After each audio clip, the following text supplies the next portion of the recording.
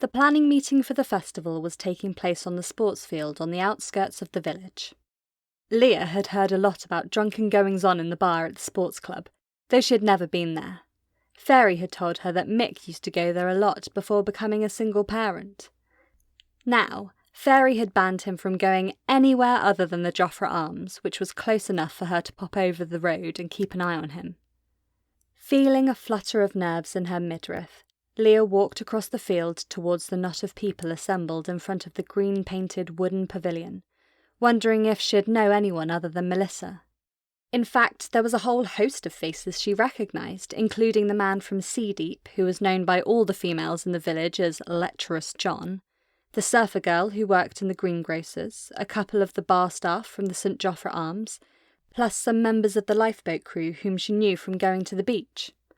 Some of them were wearing costumes, medieval-looking tunics, cloaks with hoods. One woman wore a headdress featuring a painted cardboard cone out of the top of which flowed a cascade of long blonde nylon hair entwined with red ribbons. Leah frowned, wondering what kind of costume she would be expected to wear. She'd never get one of those cone things to stay on her slippery locks. She heard someone call her name and was relieved to see Fairy.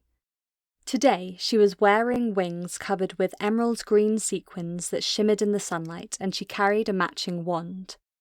Nearby, a harassed-looking woman who she took to be a teacher was giving instructions to a group of children who were struggling with a length of brown material. A short, square man of around 40 with a loud, clear voice banged a drum and called for everyone's attention. "Now you all know why you are here," he said.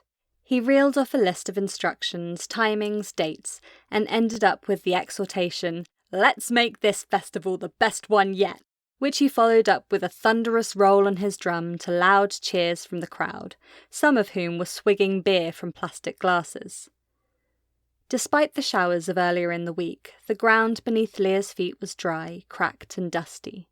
The grass looked as if it was gasping its last, and the daisies were crushed and withered. She felt slightly crushed and withered herself. The sun was beating down from a clear blue sky, and she was parched and wished she had brought some water with her.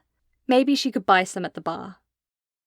It had all sounded good fun until, a while later, Melissa, who seemed to be organising the whole thing, got down to the finer details. "We need to talk about your outfit, Leah. It's a touch of the Lady Godiva's, I'm afraid. Can you ride, by the way?" "You have got to be joking." "Yes, I can ride, sort of, but naked? No way!" Leah planted her feet squarely apart, folded her arms and glared at Melissa, her husband Patrick, and Helen Birchall, the vicar's wife. Hearing a snigger behind her, she turned to see Fairy clutching her stomach and almost breaking her wand in a seizure of laughter. "It was between you or me, and you've got longer hair," she spluttered.